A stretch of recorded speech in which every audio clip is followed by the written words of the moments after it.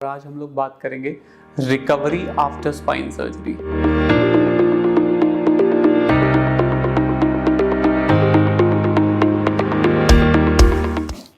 Hi and welcome to my YouTube channel. मेरा नाम doctor Debashish Sharma है और आज हम लोग बात करेंगे रिकवरी आफ्टर स्पाइन सर्जरी। देखिए, स्पाइन सर्जरी कई तरीके की होती है। स्पाइन सर्जरी सर्वाइकल स्पाइन की हो सकती है, थोरेसिक स्पाइन की हो सकती है और लंबर स्पाइन की हो सकती है, या फिर गर्दन की स्पाइन सर्जरी, छाती की स्पाइन सर्जरी या और कमर की स्पाइन सर्जरी। इसी के हिसाब से डिसाइड होता है कि किस तरह की प्रॉब्लम पेशेंट को है और कितनी फास्ट उसकी रिकवरी होगी। यदि हम किसी की कमर के दर्द की वजह से एंडोस्कोपिक स्पाइन सर्जरी करते हैं तो सबसे ज़्यादा फास्ट रिकवरी होती है, क्योंकि ऑपरेशन के दौरान ही पेशेंट हमें ये बता देता है कि उसको आराम आ गया है, उसका दर्द खत्म हो गया है।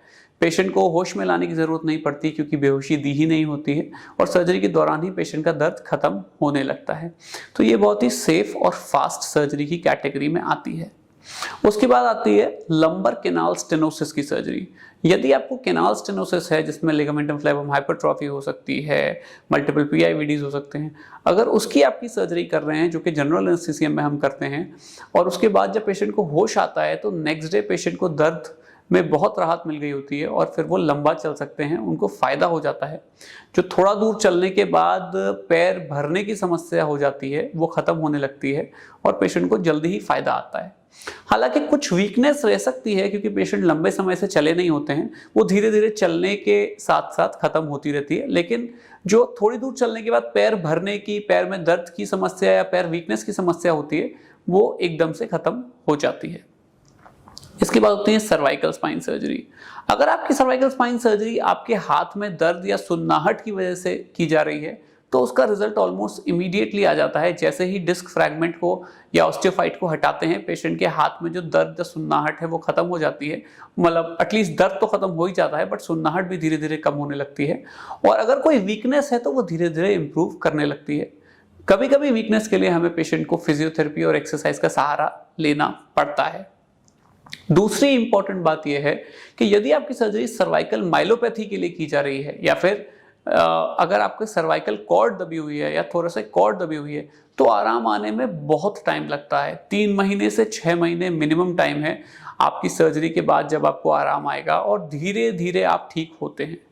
आराम कितना आएगा ये इस बात पर डिपेंड करता है कि आपने सर्जरी कितनी जल्दी करवाई, कितने दिन से आपकी नस दबी हुई है, सर्जरी से पहले आपकी ऑलरेडी क्या हालत हो गई है और क्या आपकी नर्व में परमानेंट डैमेज तो नहीं हो गया। इसलिए आपको अगर इस तरह की कोई भी समस्या है तो आपको अपने स्पाइन सर्जन से मिलना चाहिए, उनसे डिस्कस करना चाहिए और फिर प्लान करना चाहिए अपनी सर्जरी के बारे में। यदि आपको इस तरह की कोई समस्या है और आप जानकारी लेना चाहते हैं तो नीचे दिए गए नंबरों पर भी संपर्क कर सकते हैं। दूसरी बात ये होती है कि स्पाइन सर्जरी की रिकवरी इस बात पर भी डिपेंड करता है कि पेशेंट कितनी अच्छी फिजियोथेरेपी कर रहे हैं, कितनी अच्छी तरह से एक्सरसाइज घर पे कर रहे हैं और कितना ज़्यादा लालायत हैं अपनी बॉडी को चलाने के लिए। सर्जरी के बाद हम एक्सपेक्ट करते हैं कि पेशेंट बहुत एक्टिव लाइफस्टाइल जिए, चले फिरे, वॉक करे।